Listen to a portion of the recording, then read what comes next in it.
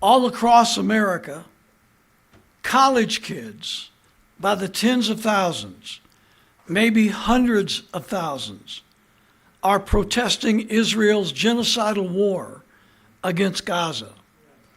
In so doing, they are jeopardizing their academic careers and perhaps even their lifelong financial pursuits. In other words, they are risking a lot. While these courageous young people are risking their futures to peacefully protest this Holocaust of the 21st century, the vast majority of America's clergymen of all denominations are doing absolutely nothing to stop this humanitarian crisis in Gaza. Nothing. Pastor, let me ask you, what have you ever risked to preach the sermons you deliver? What have you ever risked to keep your positions? How can you teach the Beatitudes, especially the one that says, "Blessed are the peacemakers," and not lift your voice like a trumpet against Israel's ethnic cleansing of Palestine? How can you not respond to Bethlehem Pastor Munther Isaac's appeal to America's Christians and churches to come to the assistance of our Christian brothers and sisters in Palestine? You stand up in your pulpit Sunday by Sunday and say nothing about Israel's murderous atrocities and crimes against humanity.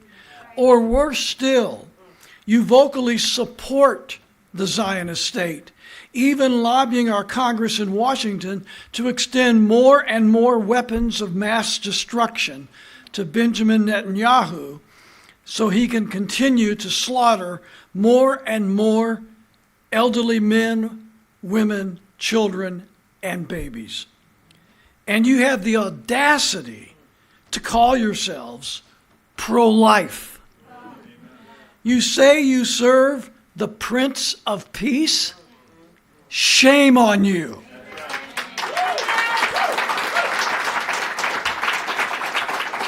You are letting your false prophecy doctrines blind you to Christ's new covenant, where men of all races who come to Christ by faith are one in Jesus Christ. And that includes Palestinians. Apparently, neither are you able to see the worst kind of evil, even when it stares you in the face, day in and day out. I say, God bless these kids on our college campuses that are willing to risk so much to stand boldly for peace and against the worst kind of injustice. Amen. The Zionist-controlled media and political establishments are dehumanizing these kids, calling them anti-Semitic and worse. Congressmen on Capitol Hill are even calling for anti-Semitism monitors on college campuses to make sure that free speech is not allowed, especially when that speech tells the truth about Israel.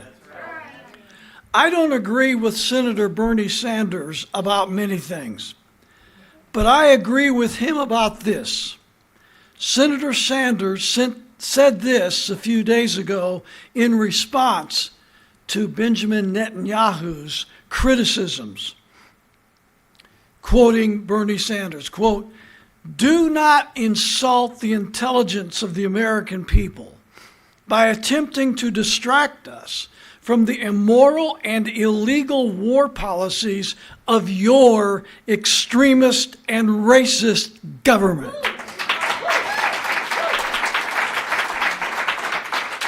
Still quoting, "It is not anti-Semitic to note that Israel's military operation has left more than half of the population of Gaza homeless, obliterated the Palestinian territory's water and electric infrastructure, and annihilated its healthcare system.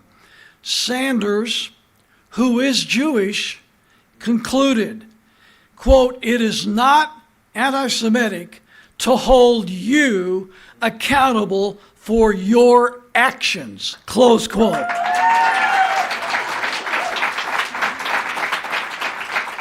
Amen, Senator Sanders. Future historians are going to laud these college kids in the most complimentary language. I shudder to think what they are going to write about these silent, passive, cowardly clergymen who, by their apathy or perhaps even public support, went down in history as the men who willingly participated in one of the darkest episodes of human history. Remember, these kids are America's future, and they will not forget Israel's abominations or America's collaborations and police state attempts to silence their voices of humanity and peace. In the long term, this event might very well prove to be the undoing of the Zionist state. I salute these college kids. They are standing taller than most of the politicians in Washington, D.C., and most of the pastors in America's churches.